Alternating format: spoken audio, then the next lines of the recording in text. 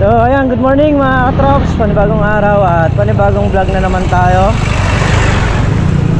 Ayan, at palusong na tayo sa Lucky Farm. Yun, dito na tayo sa Lucky Farm mga katrops. At yata si paring Carlo late, pero nakabukas na yung yung pinto. So punta tayo din sa kabila. Dito tayo sa kabila at ikukuha ko yung hose doon, gagayak natin para makapagpatubig doon sa may bungad.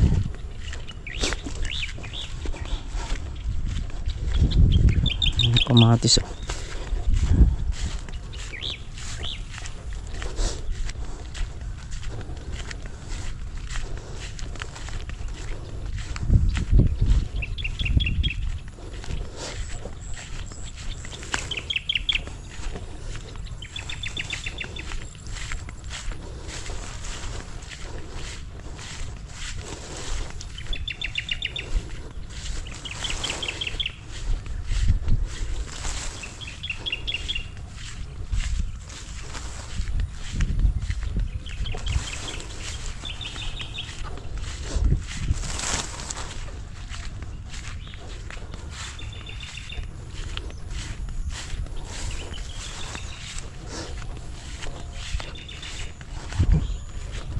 pa rin yata ang tao rito. Ayun, meron na. Nasa dulo si Chong. Ay, si Chong. Tinatanggal ni Chong yung matataas na lupa. Ilalagay dun sa may daan. Hinaharangan niya. Ayun. Malaki pakinabang nung kartelya natin mga katrops.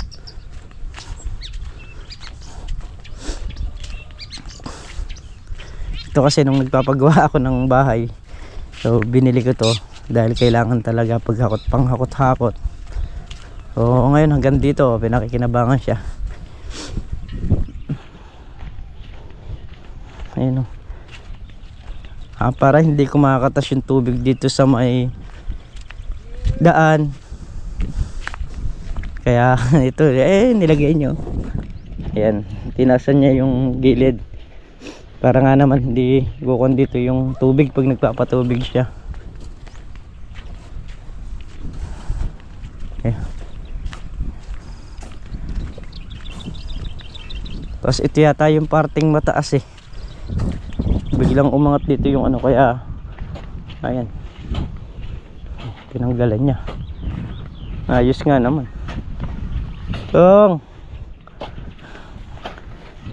Ito konti na lang din pala itatambakan. Okay na.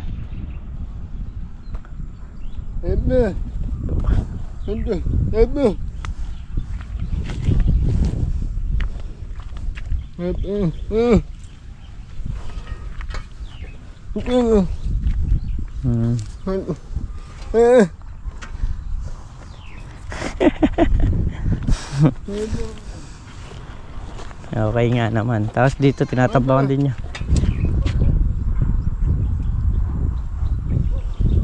Tinatambakan niya rin dito. Ayun na. Parang naman hindi pumuputik. Yun na yung hose mga katrap. So halos malapit na rin sa may pangalawang paligi. Kakasama na tayo ng hose. Mahirap hilahin. Maputik din sa loob ng palaya.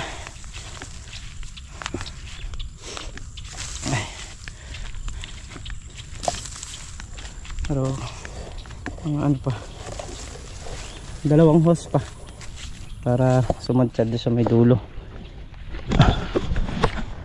Ay,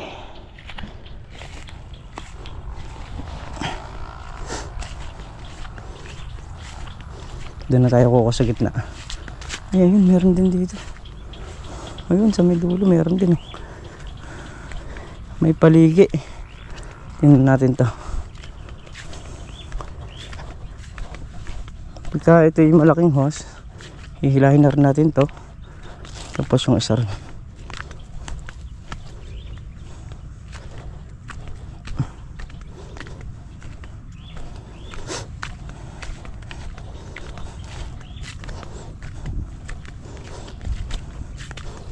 Napong ng kalamansi rito.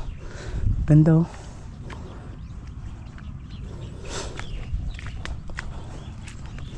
Ano kasi, alaga sa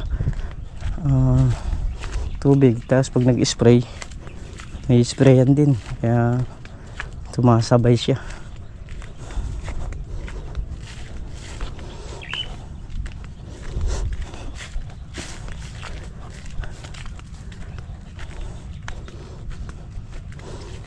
Ito yung hose.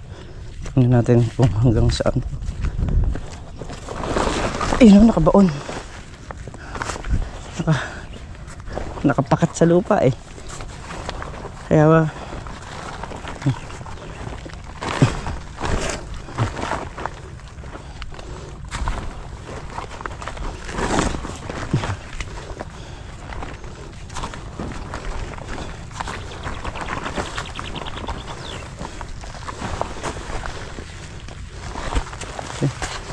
ang ganda.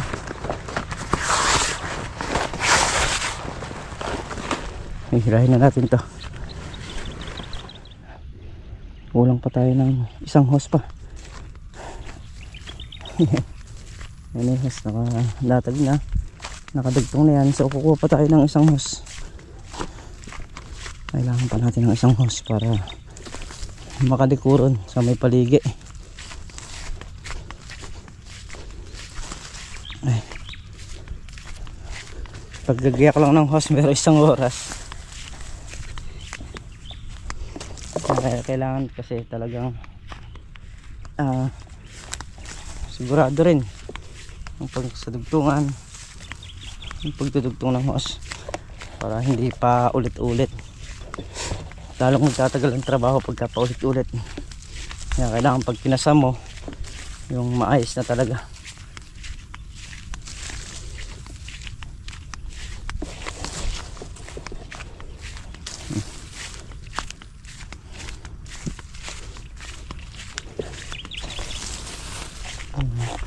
Haba. Ito yung pala pa. Dadaanan din natin yan mamaya yung pala. Kailangan natin yan dun sa may dulo. Pagbubukas ng mga lawas. Itong hose naman na to, ano naman yun? Malaki.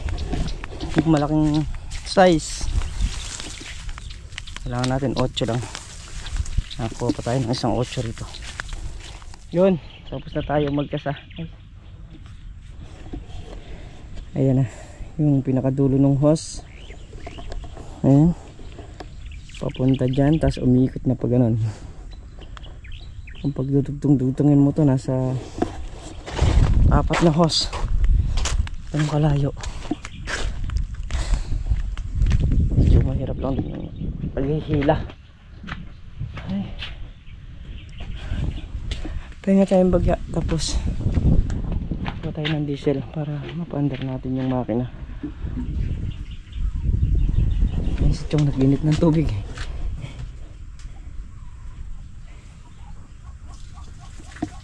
Ay, talagang naghahalaman, sakripisyo. Pagka di mo pa tinamaan yung presyo, puro talo. Ayan, for today's vlog, magbabantay tayo ng bibe kung saan pumupunta. Nag-ano kasi siya, naglilimlim, kaya lang dinadala saan siya naglilimlim. O kung may nililimliman ba. Ayan. Ito. Mahirap dito, nililimliman yung sarili. Kanina nagpunta rin yan, nagpunta ako. Mabeberat kasi pagka nililimlim na walang mukhang tayo binabantayan eh. Ayan yung 3 kiti oh. Malalaki na oh. Barako pa yung isa. Late kayo. Saan ang pagkain? Mamaya na kayo kakain hapon. Meron pa, ayan oh. Sisimutin pa nila yan. May mga mais pa ito pa. Ayun na, tumban nyo yung 2 puno. Suwag nyo yung ano. Sana, sige. Maganda sana kung nasa loob na lang ang mais. Ano yun oh? Oo. Bumalik dun eh. Nasa baba na siya, uminom. Tapos umakit ulit. Eh bitin pa. Uminom lang eh. Pero matagal na naglilimlim, iba na yung kulay ah. Putla na siya. Nililinis lang ng katawan yan, tas akit na yan. Pag lumusong sa baba, lulusong ako rin din yan. Hanapin ko siya. Ang mahirap niyan, lumilimlim yan sa ilalim ng tubig. Kaya di natin makita. natin makikita pagka gano'n. Limasin natin yung pispan. Nakita mo sisid, pag sisid di naaangat eh. Wala, asa na. Sa hapon naaangat. Ayan, yung binabantayan namin kami, binabantayan. Ayun, lumapit din eh. Bumuga. Ayan, dun si parang Carlo.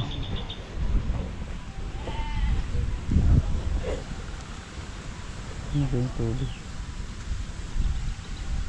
Tingnan ko muna to, pre. Walang natulo eh. Bumuga din sa dugtungan to, mga katraps.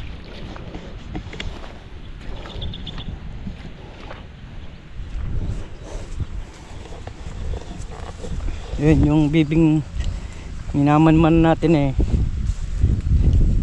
Nakita na rin natin kung saan lumulukob.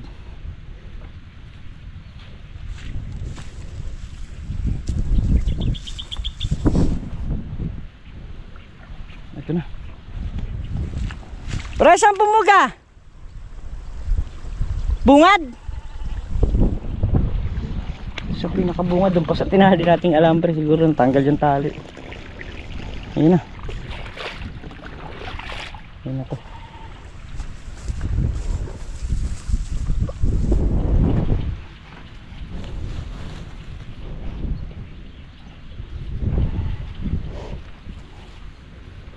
Ito lang yung papatubigin natin yung kalahati.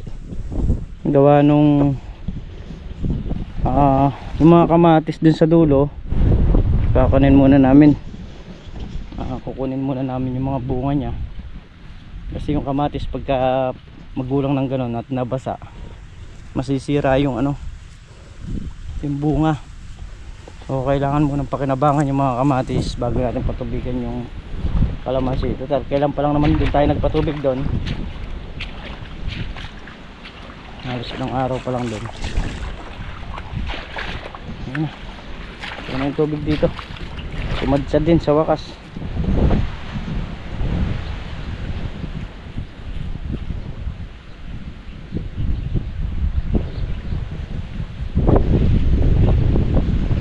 Magulang na rin yung yung dahon ng kalamansi. Yan, pagka ganyang sistema ng dahon,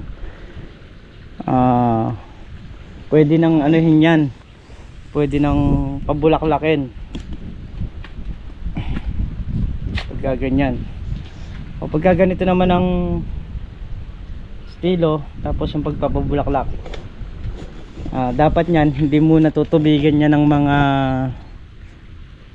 10 araw o 2 linggo, yung talagang siya, parang mamamalipit, yung para bang siya, hirap. Tapos pagka mga halimbawa mga 10 araw na, nakikita mo nang namamalipit na yung mga dahon niya, sasabugan na ng patabayan, mga 2 araw naman hahayaan uli, tapos doon palang bobombahin ng tubig. Pero bago bombahin ng tubig yun, sprayin muna, linisin muna yung mga bulaklakan nya. Parang Carlo, may kamatis ng dala. Kamatis ulit. Hindi, wala na, kinaka. Alang kang sa usahan, may tanong tayo kamatis, wala kang kamatis na. Kahit ako. Kahapon may sili kong dala. Ay, ba't may tanim kami sili pero wala kami sili sa bahay. Ay. Yeah. Lakas ng tubig dito.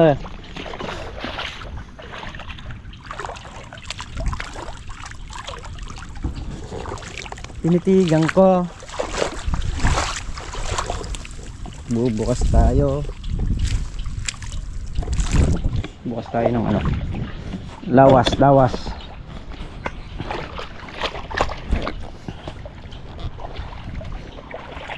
Ba yan?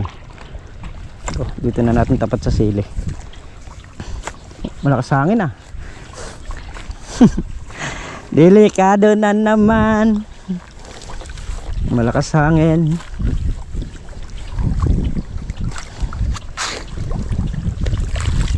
Ayan.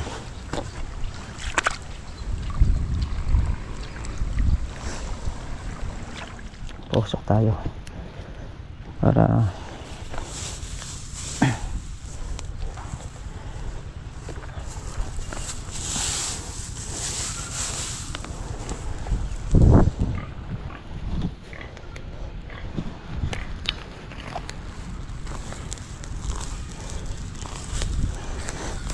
pre, may kalikay ba tayo dyan, pre?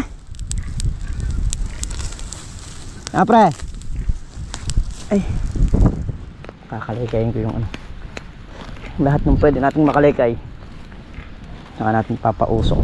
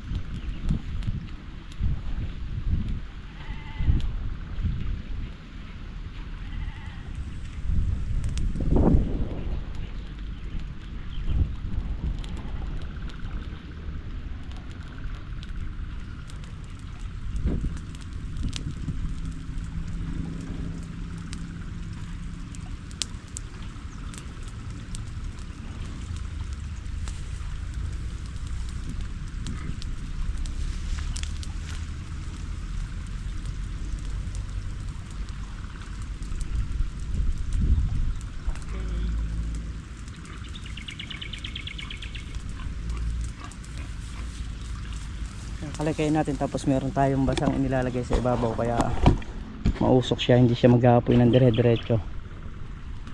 Yan, so dire-diretsohin ko na to para luminis din yung daan-dayos ng kalamansi. Dire-diretso yan mga katrops hanggang doon. May umpisa, malaking bagay yan sa kalamansi o sa anumang halaman, yung pagpapausok. Tapos nalilinis po natin yung daan tubig ng ano, mga kalamansi. Sige, yan yung kinakalaykay natin. Yan. Mas maganda nagpapausok sa hapon o kaya sa umagang-maga. Kaya lang sinampulan ko lang ngayon para yung mga kakalagayin ko ron sa kabila, bukas natin ng maga sisindihan o sa hapon. Grabe lakas ng hangin, no? Yan, ginaganyan natin para malinis yung daan tubig. Yung mga grass cutter po natin naitatabi natin sa gilid. At yan din po yung ating gagamitin pampausok sa mga kalamansi. Yan, kagaya po nito.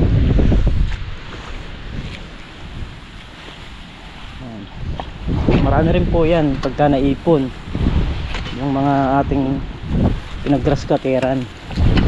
So malinis pa po yung daang tubig niya, nilinis pa.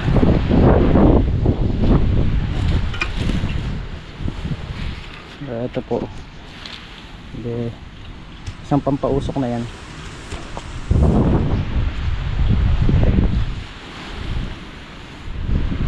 Mabilis pa yung tubig, walang nakaharang.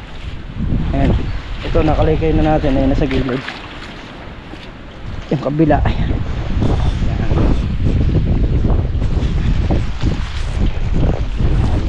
Lahat po nang naagusan ng tubig, nakalaykay natin. Ayan, yung tatlong tiles doon, nangyari na natin. Yun yung mahirap patubigan yung gilid na yun. Kaya yun ang lagi nating inuuna. So, pagdating naman dito, maginhawa na magpatubig. Ito na rin yung tubig natin. Oh, dito na.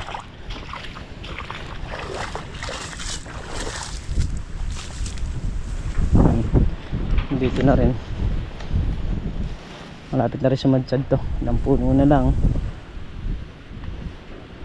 1, 2, 3, 4, 5, 6, 7 7 puno na lang to.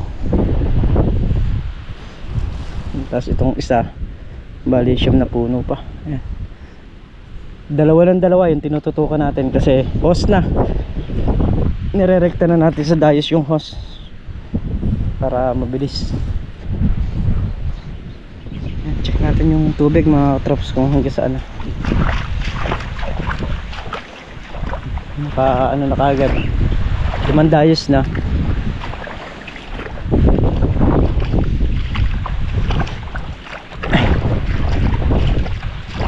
Yung tubig usahan natin dito. Pinagpatong-patong yung hose, sasarahan din kaya hindi na tayo kumukuha ng lupa na pantambon sa kanila. Sadsad na rin tong andito. Ay, sasara ko na. Ayan. Medyo malakas lang yung hangin. Ang kuwan lang dyan, yung mga sili tumutumba natin to kung mga sumadsad na. Sarado pala rito. Ayan yung isa sumadsad na rin. Oh.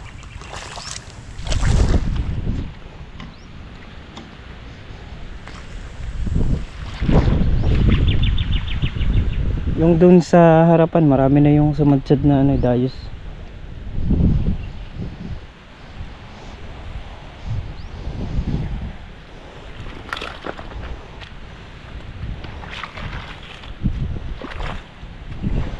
Pinuksan natin para magdire-diretso yung tubig. Tapos ang hangin. Ito yung mga sili. Sana magtuloy-tuloy yung lakas kasi yung mga ibang sili natutumba. Check natin dito sa maliit na dayos. Ayan.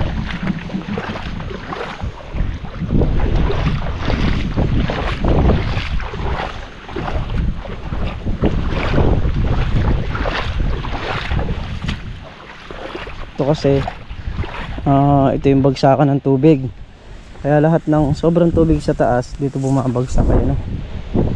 Kaya tapos na to tapos na yung dulo. Ilang dayos na lang ito, 2 yun na lang nasa gilid na mataas. Ayan, kaya may hose dyan, mamaya pwedeng putulin doon, dito natin ihaharap. So ito lahat na to hanggang doon, 2 dayos na lang yung natitira. Check natin dito sa dulo yung tubig kasi dito lahat ang bagsak.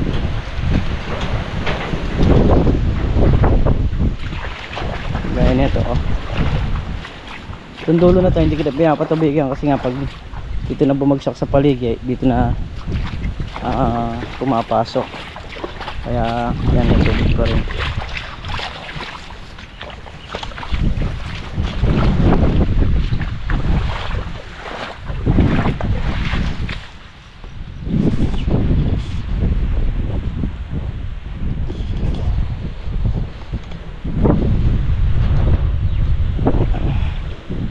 dulo-dulo naman na to. Pagka natubigan na yung paligi, papasukin naman yung dulo eh. Dito na pala tayo. Hindi pa siya sumasadsad. Lagi lang tayo magche-check para pag oras na sumadsad, lipat ka agad. Hayaan lang natin na umagos yung tubig para ano siya, tubig na tubig talaga. Kamatis eh, merong sa Makalawa pitas kami ng kamatis uli. May mga hinog na.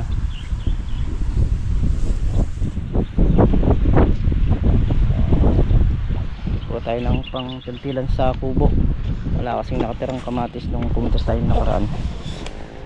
Kuha muna ako ng pang tintilan, kahit mga 5 o 6 na piraso lang. Silip ulit tayo sa ating pinapatubigan na yan, yung ibang silip biga na naman. Kurang lakas ng hangin. Let's go.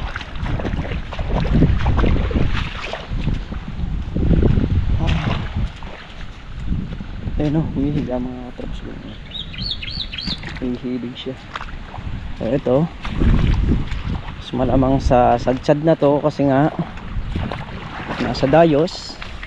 Pero sisiguraduhin pa rin natin, puntahan pa rin natin sa dulo yung talagang sumadsad na, para sigurado tayo. Kaya maglilipat ka agad ng hose.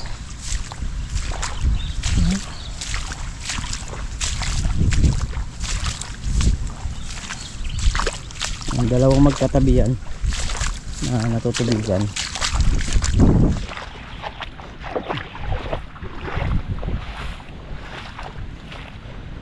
Gagawa tayo ng kalaykay na medyo magaan. Yung kalaykay na nandun napakabigat. 4 na dayos ka lang ngalaykan. Okay na to, sadsad na rin to. Dito na tayo sa kabila. Dahil sobra-sobra naman yung tubig nya, magbubukas tayo sa pagitan. Ayan.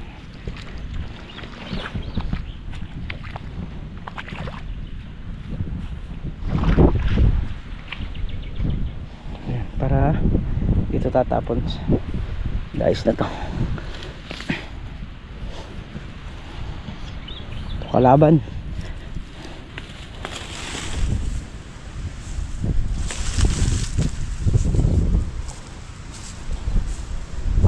Ito na rin yung tubig nito eh. So lilipat ko na yung hose dito na sa kabila. Pag dumating si paring Carlo mamaya, bali 2, 6, 8, meron na sadsad na dalawa. Sa 5 dayos na lang siguro patutubigan niya. Salit kami, so mamaya siya, ako ngayon. Ayan, putulin natin dito. Dito na natin puputulin sa kabila. Yan na. Ito ng 2 dayos naman yung tatakbuhan yan.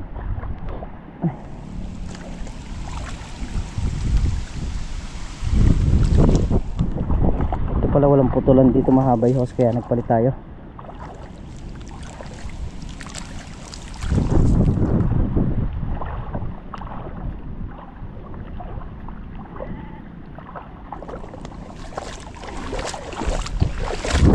Ano mga humiga o lakas ng hangin. Mahirap talaga nasasabayan. Ikaw malakas yung hangin na nagpapatubig tayo. Ayan, pakita ko lang sa inyo yung abibing hinahanap natin kanina. So gawa nung hindi na natin nakuha ng video. Mahirap siyang hanapin. Talagang nakakover siya. Hindi siya basta-basta makikita. Gaya nito, taron doon. So may nakaganon na lupa kaya hindi siya pansin sa ilalim. So ngayon pakikita ko po siya sa inyo. Ayan yung bibimbara ako yan. Ayan po siya mga katrop. Huli ka, dyan ka pala nagtatago ah. Ayan o. Ayan o. na, ayan. Ayan siya.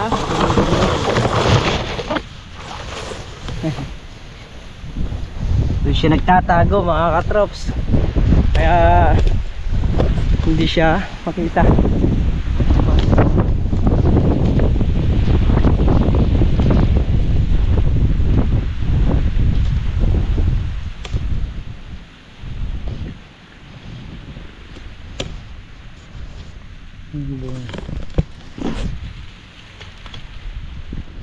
Kaya mga katrops, pati yung nandito na tubigan na sa 2, 3, 4, 5, 6, 7 dayos na yung natutubigan dito. Yung banda ron, hindi natin patutubigan yun kasi may mga kamatis pa yon. Pagka nabasa yung kamatis sa ilalim, nasisira. Mas malamang sa mabulok yung mga bunga. Kaya yung tagas pa lang nito umabot na rito. So ito naman, ito na lang na magkakasunod na ito na 3 dayos ang pinapasadsyad natin. So bali andyan na rin yung tubig nyan, sasadsyad na, tapos ang matitira na lang yung 2 dayos sa gilid. At yun yung tututukan natin ng hose. Yan. Ito na, huling dayos na to, nasa kilid ng saging. Ayan. Ito na lang at tatapos na tayo magpatubig. Ayan, tapos na yun.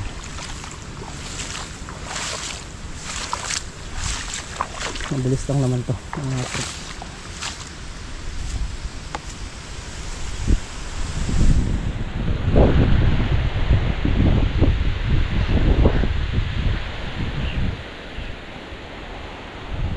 Lakas pa rin ng hangin, no?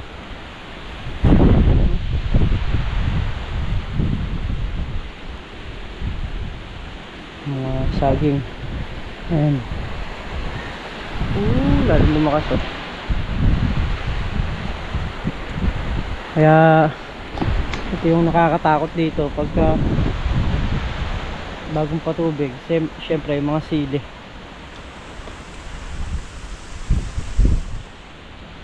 Ayan, oh, bilis lang ng tubig. Yung nandun, okay na, tapos na siya. Ito na lang nandito. Ang pababa na lang na dayos na yan.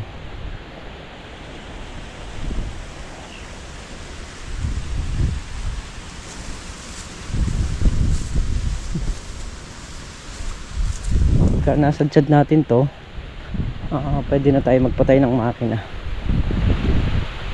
Ayan.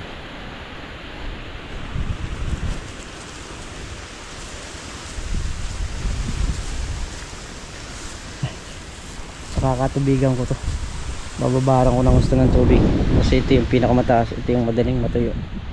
So ayan, meron na tayong 20 minutes na nagpahinga sa ilalim ng kubo at titingnan natin yung ating tubig, baka mamaya sumudsad na.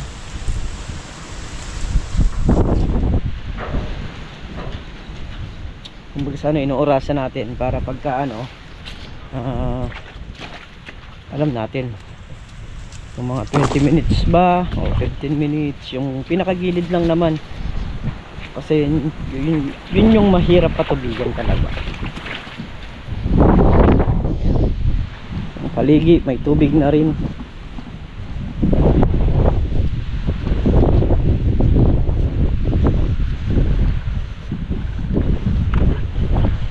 Ayan, tubig no, basa na rin. Dito na, oh, ito na yung tubig natin, 2 puno na lang, 20 minutes, diba? Adjust lang tayo ng konti, mga 25 minutes. So sabsab na yan. Ayan na yung tubig, ano naman, punong-puno na ng tubig,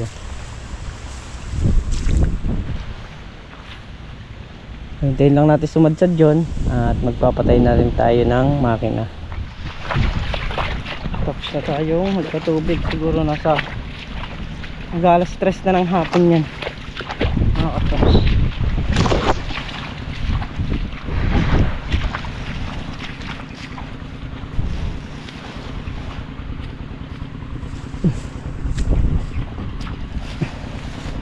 tayo sa makina, papatay natin.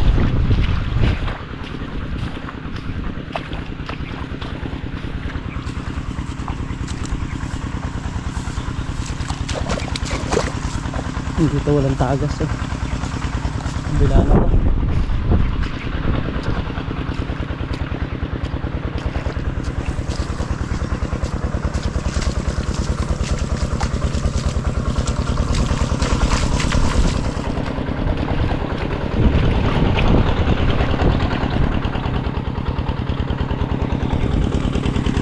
Putulin ko muna siguro dito para matubigan din to. Nandito. Ayan o. Medyo mahaba yung dugtong yan eh. Ay. Ay. Ang haba. Hindi natin madadali ah. Oo, ang haba nga. Bilog na bilog. Hinahan ko yung makina. Tututukan ko to.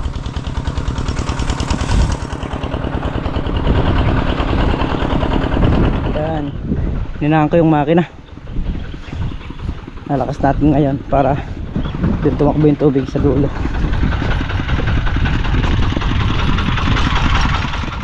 Natay na natin. Yan na, natubigan na rin. Bilis oh. Kaya nagkatubig din yun oh.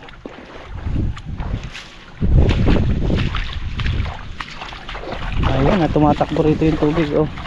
Ang bilis. Ang bilis niya. Ito basa oh. Ay, kaabot na yung basa niya. Ay, nakayari na naman tayo sa trabaho.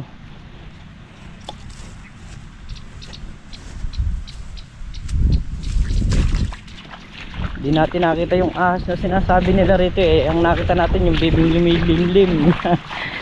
Ay, yun yung nakita natin.